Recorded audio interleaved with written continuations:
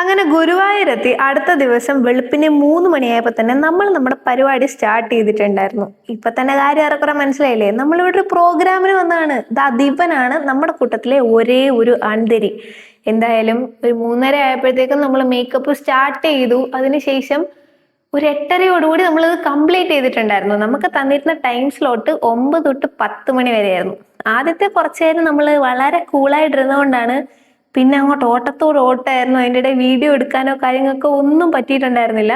എന്താണെങ്കിലും ഉള്ളത് വെച്ച് ഓണം പോലെ ഞാൻ തട്ടിക്കൂട്ടി. ഡാൻസ് പഠിക്കാൻ തുടങ്ങി ഇത്ര വർഷമായിട്ടും ഗുരുവായൂർ ഒരു പ്രോഗ്രാം ചെയ്യാൻ എനിക്ക് ഇതുവരെ പറ്റിയിട്ടുണ്ടായിരുന്നില്ല. എനിക്ക് മുമ്പ് വന്നവരും എനിക്ക് ശേഷം വന്നവരും എൻ്റെ കൂടെ വന്നവരും എല്ലാം അവിടെ പ്രോഗ്രാം ചെയ്തു. എനിക്ക് മാത്രം പറ്റിയിട്ടില്ല. അതുകൊണ്ട് എനിക്ക് ഭയങ്കര ഒരു ആഗ്രഹമായിരുന്നു ഗുരുവായൂർ ഓണം പ്രോഗ്രാം ചെയ്യണമെന്നുള്ളത്. എന്തായാലും ഇന്നത്തോടെ ആ ആഗ്രഹം സാധിച്ചു. ഭയങ്കര അടിപൊളി പരിപാടിയായിരുന്നു, നല്ല പരിപാടിയായിരുന്നു. ഞങ്ങളുടെ കൂട്ടത്തിൽ വന്ന എല്ലാവർക്കും അങ്ങനെ 1 മണിക്കൂറത്തെ പ്രോഗ്രാമിന് ശേഷം നമ്മൾ എല്ലാവരും സമാധാനത്തോടെ കുറച്ചേരം നിന്നു.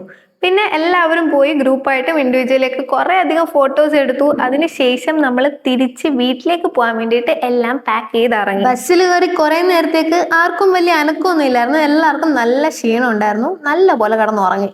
അത് കഴിഞ്ഞ് ഫുഡൊക്കെ കഴിച്ചു കഴിഞ്ഞ് ഒന്ന് ഉഷാറായി കഴിഞ്ഞപ്പോഴത്തേക്കും വീണ്ടും ഒരു മൂലയിൽ നിന്ന് അനങ്ങി എല്ലാം നിന്ന് തുള്ളുന്നവനെ കണ്ടോ. തിരിച്ചു വരാൻ നേരത്തെ സ്റ്റാർ ആവാനായിരുന്നു. അങ്ങോട്ട് പോയ സമയത്ത് ഇങ്ങനെ ഒരു പയ്യൻ ആ ബസ്സിൽ ഉണ്ടെന്ന് പോലും നമുക്ക് അറിയില്ലായിരുന്നു. കാരണം അവൻ ഏതോ ഒരു മൂല കിടന്ന് ഉറങ്ങുമായിരുന്നു. ഞാൻ വിചാരിച്ചെന്താ ഒരു ഇൻട്രോവേർട്ട് പയ്യൻ, പാവം നമ്മൾ ശല്യമൊന്നും ചെയ്യണ്ട അങ്ങനെയൊക്കെ വിചാരിച്ചു വെച്ചിരുന്ന. പക്ഷെ ഇവന് കമ്പനി കിട്ടാഞ്ഞിട്ടായിരുന്നു എന്ന് പിന്നല്ലേ മനസ്സിലായേ. എന്തായാലും തിരിച്ചു വന്നപ്പോഴത്തേക്കും പയ്യൻ കസറി. എന്തായാലും ഇവന്റെ ഡാൻസ് ഒക്കെ കണ്ട് നമ്മൾ നേരെ വീട്ടിലേക്ക് എത്തിയിട്ടുണ്ട്. അപ്പൊ അത്രേ ഉള്ളൂ. Tata bye bye.